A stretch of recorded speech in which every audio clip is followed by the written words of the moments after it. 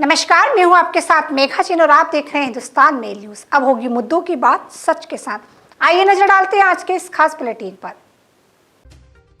स्वामी अविमुक्तेश्वरानंद और स्वामी सतानंद बने शंकराचार्य स्वामी स्वरूपानंद सरस्वती के उत्तराधिकारी। शंकराचार्य स्वामी स्वरूपानंद सरस्वती के समाधिग्रस्त होने से पहले उनके पार्थिव देह के समक्ष शंकराचार्य के निज सचिव सुबोधानंद महाराज ने उत्तराधिकारियों के नामों की घोषणा कर दी। इसके मुताबिक ज्योतिष पीठ के नए शंकराचार्य अविमुक्तेश्वरानंद को ज्योतिषापीठ बद्रीनाथ और शारदा पीठ के नए शंकराचार्य स्वामी सतानंद जी होंगे।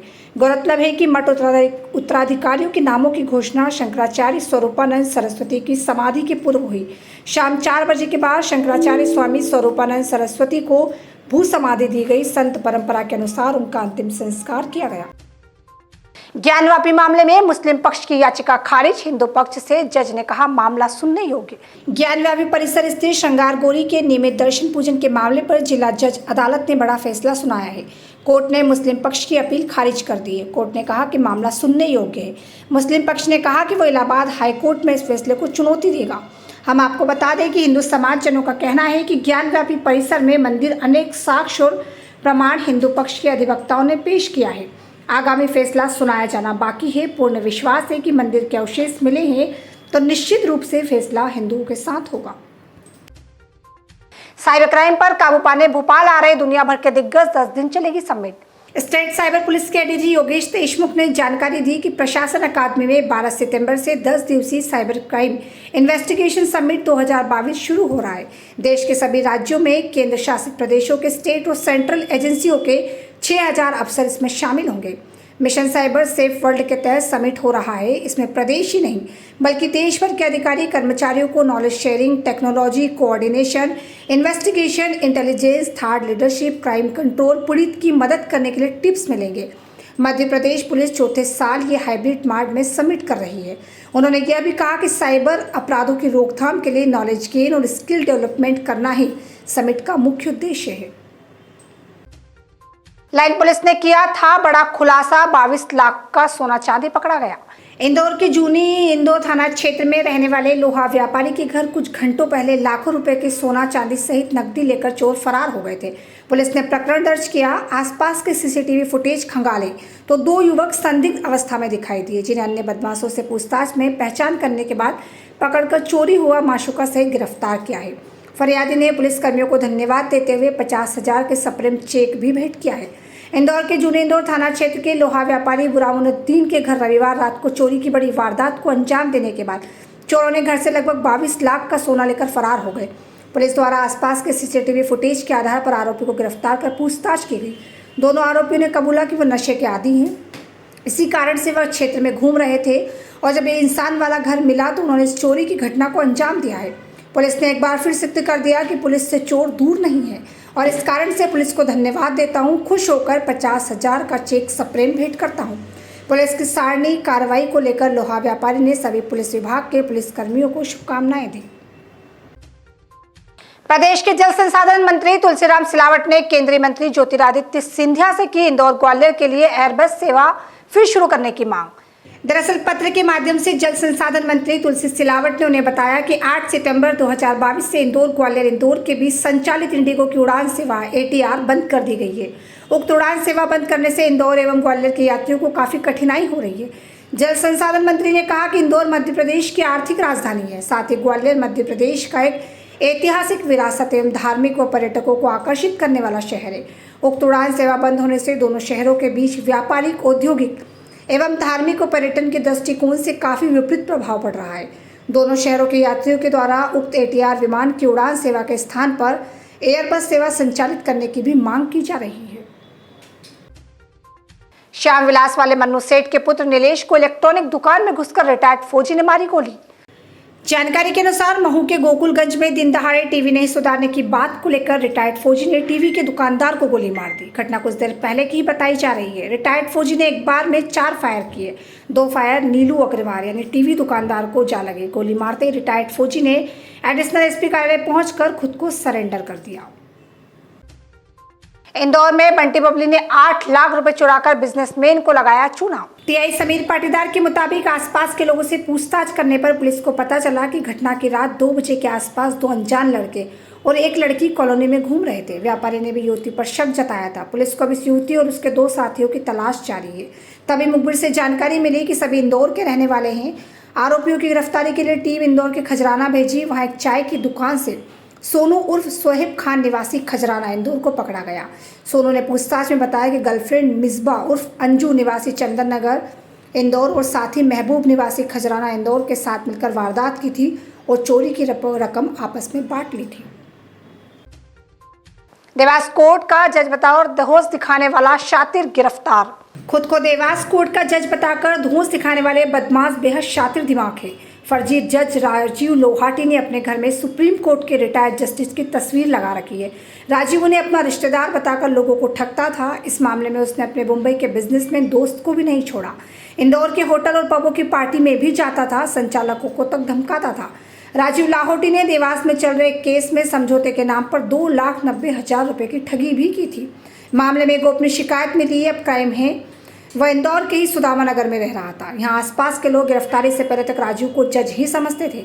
आसपास के लोग इसके चलते उसे तवज्जो भी देते थे। उसे पुलिस वाले रिसीव करने आते थे।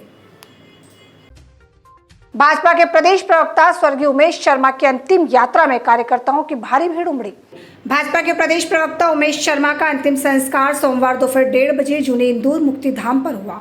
इससे पहले ही उनकी अंतिम यात्रा में कार्यकर्ताओं की भारी भीड़ दिखाई दी।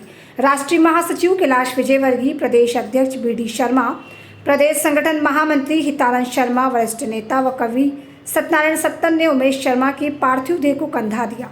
बता दें कि उमेश शर्मा छात्र जीवन से ही राजनीति में सक्रिय रहे हैं। वे विद्यार्थी परिषद में रहे और अच्छे वक्ता के रूप में कई उपलब्धियां हासिल की। देखिए, बहुत ही जो दिल दहला देने वाला ये विषय है, क्योंकि उमेश जी ऐसे चले जाएंगे अचानक छोड़कर, इसकी कल्पना नहीं थी। और अभी वो गुजरात से ही आए थे परसों। कल हल्की सी तबीयत खराब हुई थी, पर ऐसा नहीं पता लगा था कि ऐसा नहीं लग रहा था कि कोई चले ही जाएंगे हमेशा के लिए। एकदम हार्ट फेल हो गया। डॉक्टरों से जिस प्रकार चर्चा हुई, जब उनके डेथ के 15 मिनट पहले का ECG देखा तो बहुत अच्छा था, और एकदम वोमिटिंग हुई और सीधे हार्ट फेल हो गया। ऐसा बहुत कम होता, पर डॉक्टर कहते हैं कि हो जाता है कभी कभी।